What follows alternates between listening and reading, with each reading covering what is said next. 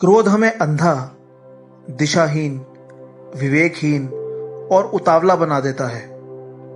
दूसरा कोई भी विकार हमारी विवेक शक्ति और संतुलन को इतना डामाडोल नहीं कर सकता जितना कि क्रोध कर देता है।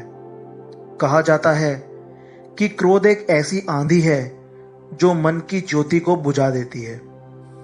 एक बार एक शिष्य ने अपने गुरु से कहा, मुझे बहुत ज्यादा गुस्सा आता है। गुरु ने कहा, मुझे अपना गुस्सा दिखाओ। शिष्य ने जवाब दिया, लेकिन अभी मुझे गुस्सा नहीं आ रहा। गुरु ने कहा, जब आएगा तो इसे मेरे पास ले आना। शिष्य ने जवाब देते हुए कहा, मैं ऐसा नहीं कर सकता। यह अचानक आ जाता है और जब तक मैं इसे आपके पास लेकर आऊंगा यह जरूर खत्म हो जाएगा। यहां खास बात समय की है। समय हर जख्म को भर देता है और हर भाव की तीव्रता को कम कर देता है। समय भावना की प्रबलता को कम करके क्रोध को शांत कर देता है।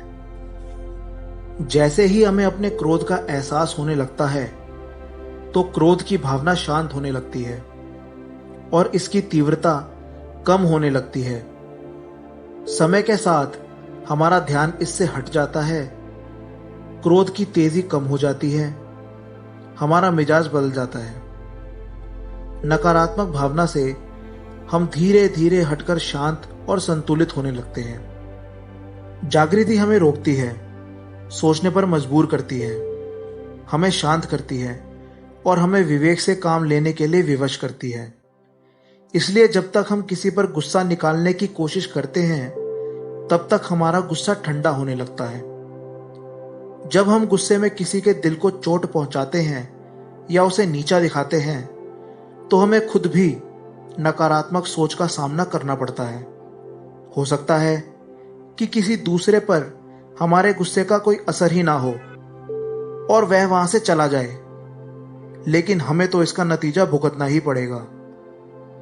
पहले नकारात्मक सोच हमारे ऊपर हावी हो जाती है, फिर हमें गुस्सा आता है, फिर हम गुस्सा जाहिर करते हैं, हम चिड़चिड़े हो जाते हैं, फिर हमें शर्मिंदगी महसूस होती है और इस कारण हम लोगों से दूर भागते हैं, उनसे बचना चाहते हैं। सबसे बड़ी बात तो यह है कि गुस्सा हमारे ज़मीर को बार बार कचोटता है, हमें नींद नहीं आती और हमारा मन अशांत हो जाता है।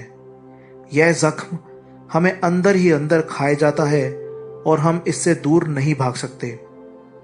दोस्तों, क्रोध के वश में हो जाने से जो भयानक परिणाम निकलते हैं हम कभी भी उसके लिए तैयार नहीं रहते। क्रोध हमारी मानसिक स्थिति को बहुत ज्यादा बिगाड़ देता है और आम तौर पर क्रोध हमें तभी आता है जब हमें पीड़ा या चोट पहुंचती है, लेकिन फिर भी क्रोध के नतीजे के लिए हम खुद ही जिम्मेदार हैं। इसीलिए क्रोध पर काबू पाना बहुत ही आवश्यक है, क्योंकि क्रोध हमारे ऊपर काबू पाके हमसे ऐसे ऐसे काम करवा लेता है जिसके लिए कभी हमने सोचा भी नहीं होता। तो जब भी कभी हमें क्रोध आए तो हमें इसके प्रति बहुत ही सजग होकर रहना है और इसे शांत करना है। हमें इस बात को नकारना नहीं है कि हमें क्रोध आता है।